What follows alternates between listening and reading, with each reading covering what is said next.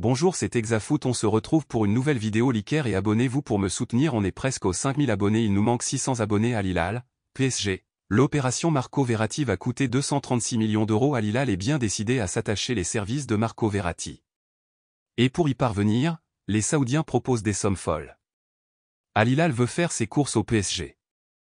Il y a quelques semaines, l'écurie saoudienne a fait tout son possible pour recruter Lionel Messi, qui était encore parisien, et répondre ainsi à Al Nassr, qui a mis la main sur Cristiano Ronaldo.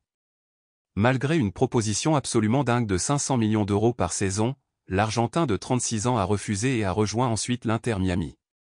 Bien décidé à recruter une superstar, Al Hilal continue son opération séduction. Cette semaine, le club de Saudi Pro League a rapidement dégainé une offre de 300 millions d'euros pour s'attacher les services de Kylian Mbappé. L'attaquant de 24 ans va être placé sur le marché après avoir refusé de prolonger au-delà de juin 2024. Paris a donc dit oui à cette belle offre. Présents hier à Paris dans le cadre du deal Malcolm, les émissaires saoudiens, qui ont été autorisés à discuter avec le joueur par le PSG, ont souhaité rencontrer le clan KM7.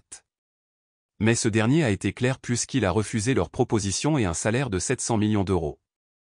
En revanche, les discussions ont été bien plus positives avec Marco Verratti. Verratti triplera son salaire hier, plusieurs médias ont annoncé que l'international italien était bien parti pour signer au sein du club de Riyad.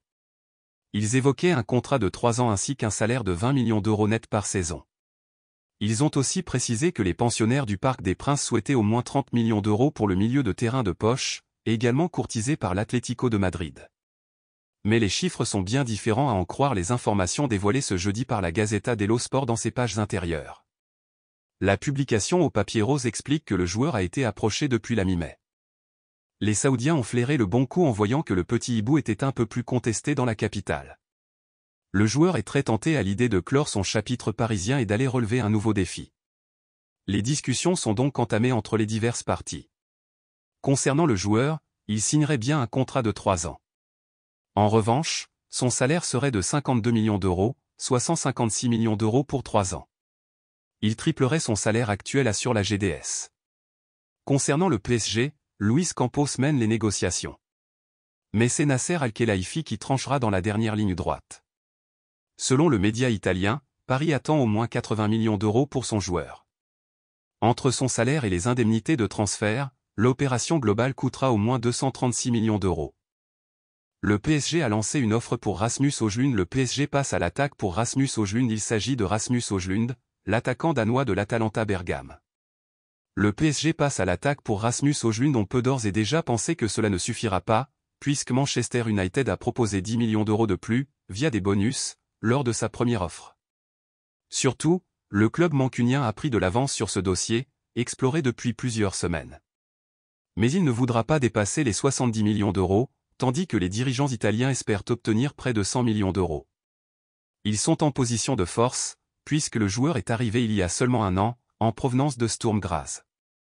Højlund préfère l'option mu. Le potentiel du Danois est réel, mais est-il réellement prêt à franchir un si grand palier? Visiblement, le PSG y croit, mais il a déjà tenté d'avancer sur d'autres attaquants depuis le début du marché. Dans le désordre, Victor Osimhen, Randal Kolo Muani et Harry Kane. Surtout, le PSG semble arriver avec un temps de retard à chaque fois, à l'image du dossier Harry Kane, suivi assidûment par le Bayern Munich.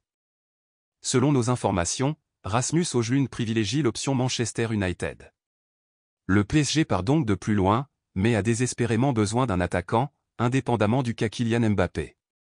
Pour les premiers matchs amicaux, Marco Asensio a montré qu'il n'était qu'une solution de dépannage à ce poste, et Hugo Ekitike n'a pas été utilisé lors de la deuxième rencontre face à Al Nassr.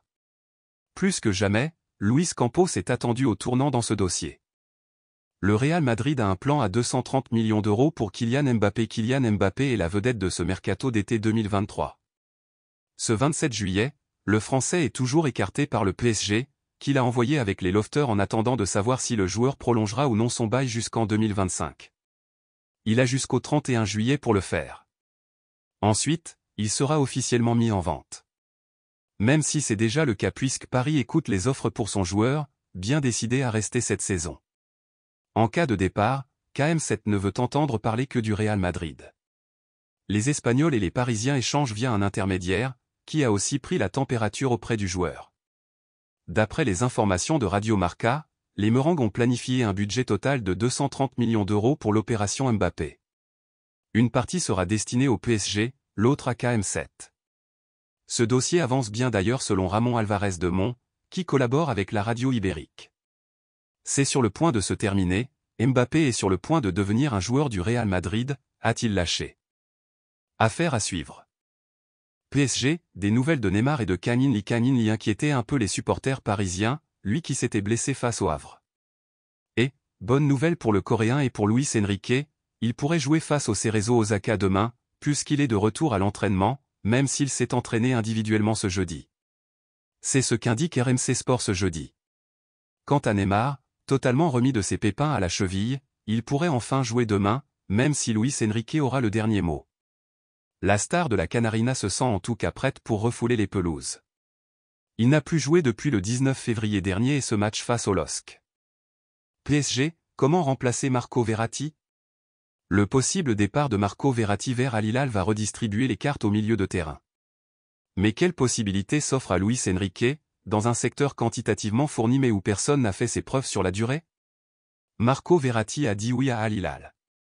Reste désormais au club de s'entendre, mais il semble clair que l'aventure parisienne du milieu italien touche à sa fin, après 11 saisons de haut et de bas. Pour une partie du collectif ultra-parisien qui l'avait insulté devant la Factory et probablement pour son détracteur le plus célèbre, cela ressemblera à une bonne nouvelle. Mais le PSG risque de regretter son milieu de poche, dont les sorties de balles soyeuses ont souvent masqué le manque de lien collectif. Apprendre à jouer sans Verratti, le PSG l'a déjà fait à de multiples reprises, le petit hibou étant souvent blessé ou suspendu ces dernières années. Mais le remplacer définitivement est une autre paire de manches, sachant que le club parisien cherche la bonne formule au milieu de terrain depuis la fin de l'époque Benimotta-Verratti-Matuidi. La quête d'un nouvel équilibre dans l'entrejeu coûte extrêmement cher au club de la capitale, qui a déboursé 320 millions d'euros pour 18 milieux de terrain. De Cabey à Krychowiak en passant par Paredes, Guéhiou les derniers arrivés solaires, Renato Sanchez et Fabian Ruiz, aucun n'a jamais réellement su s'imposer de manière claire et définitive. Un entrejeu à redéfinir. Le nouvel entraîneur Luis Enrique va donc faire face à un sacré défi. Trouver un milieu complémentaire tout en remplaçant celui qui amenait une sérénité technique à toute épreuve. Les premiers pas de Manuel Ugarte n'incitent pas à l'optimisme, tant l'Uruguayen semble à des années-lumière de la maîtrise de Verratti. Faudra-t-il jouer la carte de l'impact physique? Avec des gabarits comme Ndour, le PSG a pris du muscle, mais le coach espagnol souhaite pratiquer un jeu de possession. La possession, forcément, se bâtit avec des milieux de terrain joueurs. Il devrait ainsi compter sur Fabian Ruiz, qui sait manier le cuir, et probablement Vitinha, celui qui ressemble le plus à Marco Verratti. À l'heure actuelle, ces deux hommes semblent avoir une longueur d'avance. Reste à savoir si Luis Enrique choisira d'intégrer un troisième larron plus offensif, un profil plus physique, Ndour, Danilo, ou un nouvel arrivant potentiel. À l'heure actuelle, Luis Campos s'active surtout sur les pistes offensives, chantier prioritaire. Enfin, jusqu'au départ possible de Verratti. Qui est Rasmus Højlund, la nouvelle cible offensive du PSG? Considéré comme l'un des artificiers les plus prometteurs de la planète football, Rasmus Højlund se retrouve aujourd'hui dans le viseur des plus grands cadors européens, dont le Paris Saint-Germain. Actuellement sous les couleurs de l'Atalanta Bergame, le buteur danois de 20 ans est même souvent présenté comme le nouveau Erling Haaland en raison de sa grande taille, son profil de gaucher et son style de jeu présentation. Rasmus Højlund, le futur numéro 9 du Paris Saint-Germain? Rien n'est moins sûr. Si le club de la capitale a décidé de passer à l'offensive pour recruter l'international danois, les dirigeants parisiens vont devoir faire face à la concurrence de Manchester United, prêt à tout pour s'offrir la grande promesse du football mondial. En attendant de connaître la prochaine destination du natif de Copenhague, nous vous proposons un focus sur le parcours, le profil de jeu et la personnalité de ce jeune attaquant de 20 ans, un temps convoité par le Real Madrid, la Juventus Turin ou encore le FC Barcelone. Une ascension impressionnante, une personnalité discrète. Pour ce faire, revenons aux origines d'une ascension époustouflante. Formé au sein de la célèbre académie du FC Copenhague, Rasmus Højlund a ainsi fait ses armes avant d'être transféré au Sturm Graz pour moins de 2 millions d'euros. En Autriche, le Danois de 20 ans ne tarde pas à faire ses preuves. 12 buts, 4 passes décisives et 21 matchs toutes compétitions confondues suffiront, en effet, pour convaincre l'Atalanta Bergame de le recruter. Montant de l'opération? Un peu plus de 17 millions d'euros pour celui qui privilégiait, avant toute chose, le projet de jeu. Un premier accomplissement pour lui et sa famille, baigné depuis plusieurs générations dans le monde du football.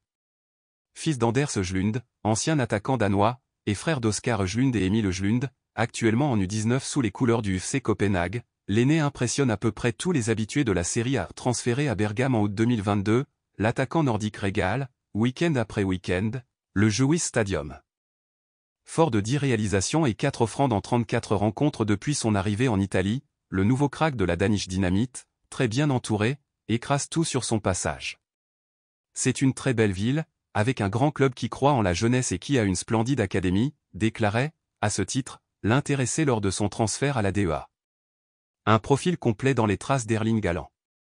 Plutôt discret, celui qui compte actuellement 269 000 abonnés sur Instagram, 70 000 en mars dernier, voit sa cote de popularité augmenter au fil des mois. Sous le feu des projecteurs et considéré comme l'un des plus gros prospects de sa génération, Øjlund préfère malgré tout rester dans l'ombre, en témoigne son activité sur les réseaux sociaux. Outre cette mentalité plutôt rare dans l'écosystème football, le numéro 17 de l'Atalanta Bergame se caractérise par un profil atypique sur le terrain. Ses plus grosses qualités ?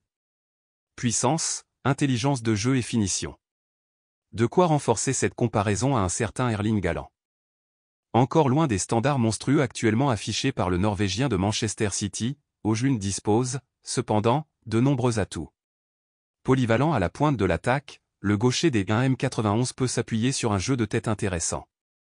Capable d'évoluer seul en pointe ou de partager la ligne offensive avec un autre buteur, la pépite danoise s'adapte également parfaitement aux différents rythmes d'une rencontre.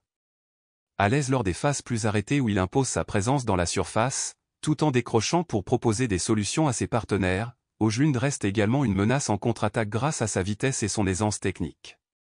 Impressionnant sous le maillot danois, en mars et juin dernier, lors des éliminatoires du championnat d'Europe de football 2024, celui qui a inscrit 6 buts en 4 rencontres poursuit ainsi son ascension fulgurante. Un profil complet, capable de marquer dans toutes les positions, qui séduit logiquement les différentes formations d'Europe. Reste désormais à savoir si le gamin de Copenhague optera pour le projet parisien. Selon nos dernières informations, le PSG a du souci à se faire puisque c'est plutôt du côté d'Old Trafford et de Manchester United que le jeune crack danois se voit poursuivre sa prometteuse carrière.